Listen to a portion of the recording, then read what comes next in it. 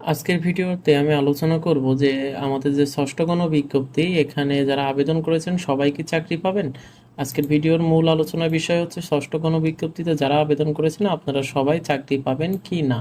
দেখেন, বিষয়টা একটু শুনতে খারাপ লাগলেও যে আমাদের অধিকাংশ যারা আবেদন করেছেন সবাই চাকরি পাবেন, বাট কিছু সংখ্যক মানুষ, এটা শুনতে খারাপ লাগলেও কিছু সংখ্যক মানুষ কিন্তু চাকরি পাবেন না। এর কারণগুলো আজকে আমরা আলোচনা করব, বিশ্লেষণ করব কেন কিছু সংখ্যক মানুষ চাকরি পাবেন না।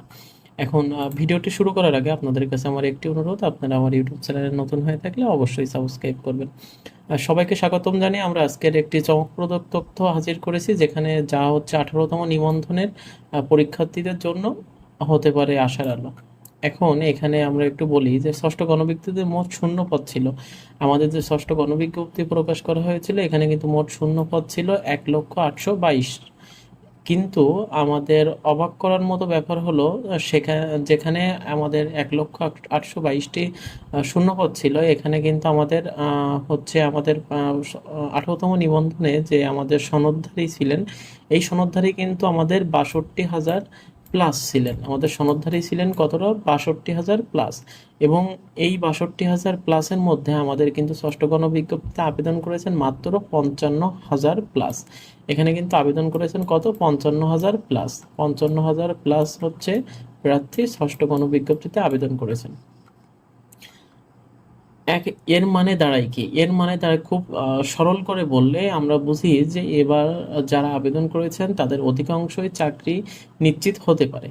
এখানে যারা ষষ্ঠ গণবিজ্ঞপ্তিতে আবেদন করেছেন এই 62,000-এর মধ্যে তাদের অধিকাংশরই চাকরি নিশ্চিত হতে পারে। তবে আমাদের কিছু সংখ্যক, যেমন আমরা ধরি যে 10%, আমাদের 10% হচ্ছে চাকরি হবে না, বা আমি 10 না, এখানে 5%ও ধরতে পারি যে আমাদের কিছু সংখ্যক মানুষের চাকরি হবে না।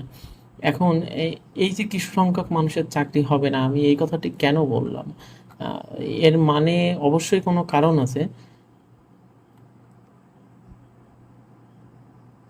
এখন কিছু যদিও সব কিছু নির্ভর করে পদের ধরন, শিক্ষা প্রতিষ্ঠান, আঞ্চলিক ভিত্তিক চাহিদা এবং আবেদনের মানদণ্ডের উপর নির্ভর করে। এখন দেখেন, আমি যে কথাটি বললাম, তবে এর অনুপাত আগে থেকে এমন অনুপাত আগে কখনো দেখা যায়নি। এখন আমি যেটা বললাম যে কেন কিছু সংখ্যক মানুষ এখানে চাকরি পাবেন না। এখন মোট শূন্যপদ ছিল কতটি? 1,822টি, এবং আবেদন কত করেছেন? এখন 55,000 প্লাস হচ্ছে আবেদন করেছেন। আর হচ্ছে সকলের চাকরি হওয়ার সম্ভাবনা আমি এখানে বলতে পারি আমি এখানে বলতে পারি হচ্ছে 90% মানুষের চাকরি হওয়ার সম্ভাবনা আছে, এবং যে 10% মানুষের চাকরি না হবে, এবং চাকরি না হওয়ার সম্ভাবনা কত? চাকরি না হওয়ার সম্ভাবনা হচ্ছে 10%। এখন এখানে বলতে গেলে এই যে 10%, এই 10% চাকরি না হওয়ার সম্ভাবনা কাদের? দেখেন, যারা হচ্ছে আপনার আবেদন, যে আমাদের ষষ্ঠ গণবিজ্ঞপ্তির যে আবেদনটি ছিল, এই আবেদন হচ্ছে অনেকে সঠিকভাবে কিন্তু সম্পন্ন করতে পারেননি। এখন অনেকে ভুল করেছেন, আবার অনেকে হচ্ছে আপনাদের যে আবেদনের যে এই ফিটা সঠিক সময়ে জমা দিতে পারেননি। এই এই এই কিছু সংখ্যক মানুষ কিন্তু বাদ পড়ে গেল। আর বাকি কিছু সংখ্যক মানুষ যেটা, সেটা হচ্ছে কি, আমাদের কিন্তু যে শূন্যপদ ছিল এটা কিন্তু প্রত্যেকটি সাবজেক্টের বিপরীতে শূন্যপদ ছিল। এখন সাপোজ দেখা যাচ্ছে যে কোনো একটি, আমি নির্দিষ্ট কোনো সাবজেক্টের নাম উল্লেখ করছি না, আমি জাস্ট হচ্ছে উদাহরণ দিয়ে বলছি, ক নামক কিছু সাবজেক্ট আমরা যদি দেখি যে ক নামক সাবজেক্টে আমাদের শূন্যপদ আছে সাপোজ 10টি, বাট এখানে আমাদের প্রার্থী আবেদন করেছেন 20 জন।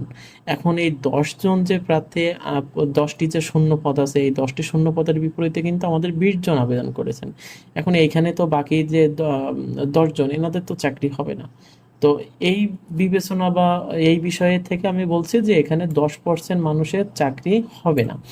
আর তার মধ্যে কিছু সংখ্যক হচ্ছে আবেদন করার সময় হচ্ছে কিছু ভুল ত্রুটি করেছেন, যেমন আবেদন ফি জমা দেওয়ার সময় ভুল করেছেন, আবেদন ফি জমা দিতে পারেননি, তাদের আবেদন গ্রহণযোগ্য হয়নি। এবং বাকি কিছু সংখ্যক যাদের হচ্ছে নির্দিষ্ট সাবজেক্টের শূন্য পদ যে কয়টি আছে তার থেকে প্রার্থীর সংখ্যা অনেক বেশি। অর্থাৎ শূন্য পদ যদি 10টি থাকে, সেখানে প্রার্থীরা আবেদন করেছেন দেখা যাচ্ছে 40 জন প্রার্থী আবেদন করেছেন, বা 20 জন আবেদন করেছেন, অর্থাৎ আমাদের যে কটি শূন্য পদ ছিল কিছু সংখ্যক সাবজেক্টে তার ডাবলের বেশি আবেদন করেছেন, যে কারণে আমাদের সকলেই কিন্তু এখানে চাকরি পাবেন না। তবে এখানে আসার আলো আমাদের অধিকাংশই, অর্থাৎ আমি যদি বলি সেটা আমাদের 90% মানুষ এখানে কিন্তু চাকরি পাচ্ছেন, এই ষষ্ঠ গণবিজ্ঞপ্তিতে আপনারা চাকরি পাচ্ছেন।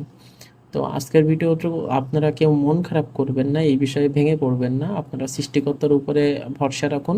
অবশ্যই সৃষ্টিকর্তা আপনাদের জন্য কিছু ভালো ফলাফল বা কিছু ভালো সংবাদ আপনাদের জন্য নিয়ে আসবেন, এই কামনা করি। আর আজকের এতটুকুই ছিল। আর আপনারা যদি আমার চ্যানেলে নতুন হয়ে থাকেন অবশ্যই সাবস্ক্রাইব করবেন এবং নতুন নতুন আপডেট নিউজ পাওয়ার জন্য অপেক্ষা করবেন। ধন্যবাদ।